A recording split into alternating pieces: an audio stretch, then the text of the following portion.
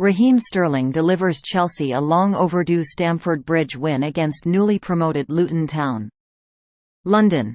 The Raheem Sterling renaissance is well underway. After impressive displays in Chelsea's first 2 games of the season, here was the missing piece, the charming third time where Sterling delivered goals to go with the creative mantle he had taken on against Liverpool and West Ham. This Chelsea billion-dollar hodgepodge of talent needed a veteran to set the tone. In the England international, for so long an extremely complementary piece at Manchester City, that is what they have. When Chelsea needed a player to deliver, it was Sterling who was on hand. His brilliant solo strike early on was the first time in 7 matches that the Blues had scored the opening goal. Such have been their travails of late that neither the crowd nor Mauricio Pochettino's squad seemed all that at ease with a 1-goal advantage against newly promoted opposition.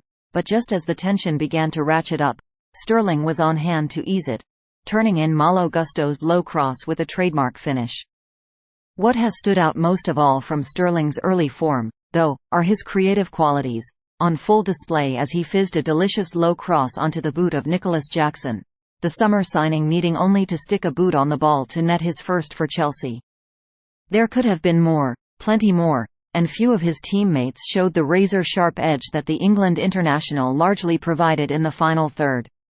The shots came with greater frequency than usual, but the sloppiness in front of goal that has plagued Chelsea in 2023 was as apparent as ever. Few seemed that concerned tonight. No wonder. For the first time since March 11, Stamford Bridge saw the home team win. The caveat, only against Luton, is going to be applied a lot this season. The harsh reality of their opening 2 games is that this does not appear to be a team that is ready to face the best the Premier League has to offer. The good news is there are plenty of inferior opponents to Brighton and Chelsea from whom Rob Edwards' side can hope to get points. They will not face many tests more fierce than Sterling in this sort of form. The best the visitors could say of their performance were that there were passages of play where they were able to play on Stamford Bridge's hang-ups, a ground that hadn't seen a home league win since March seizing up en masse.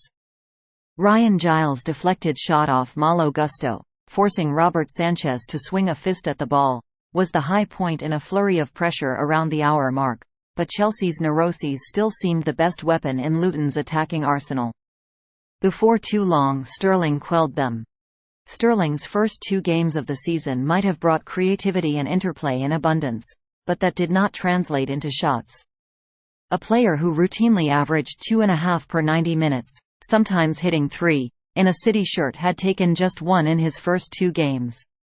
That followed in the trajectory of his first season at Stamford Bridge made you wonder if Pochettino had concluded he was simply not going to get the same output from his number 7 that Pep Guardiola once had. This match may yet begin to disprove that case. Through 7 minutes Sterling had trebled his seasonal shot tally, his first instinct evidently to test Thomas Kaminski in front of the shed end. When the ball sat up nicely in the penalty area he had no qualms in absolutely walloping it towards goal. His captain Ben Chilwell could have applied those lessons in the second half when, bearing down on the Luton goal, he attempted to squeeze a pass through Amari Bell's legs and into Sterling's path as tens of thousands screamed for him to hit it. One could understand why Chilwell was prepared to demur to the hot hand after Chelsea's brilliant opener. Picking the ball up on the right touchline, Sterling drove into a gap between 2 defenders that should never pop up on the edge of the box. 2 more were turned to stone as he dropped the hesitation move that has, for good and ill, become something of a trademark. When the shot came it was judged to perfection, rolling purposefully into Kaminski's far post. Chelsea's response to the ascendancy was curious and Pochettino would do well to focus on the rather passive approach to the remainder of the first half, where the hosts showed precious little incision to break down Luton's ever-deepening defensive block. In the 34 minutes between Sterling's opener and a flurry of second-half openings, Chelsea registered just 1 shot. They created an altogether more nervy experience for themselves than might have been needed. Crucially, however, Sterling upping his shot output tonight did not come at the cost of any creativity, and in the second half he was laying on chances for his teammates that he would have been on the end of in the first half. A precisely placed cross to the back post begged Enzo Fernandez to turn in from a tight angle.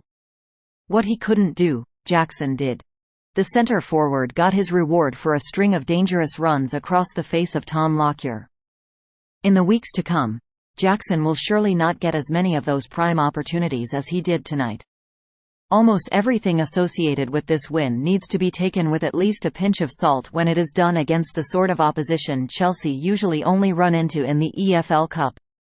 Chelsea have not solved their profligacy problem as a whole, at least not yet, but if Sterling is on the way to addressing his, then good things may be around the corner for Pochettino.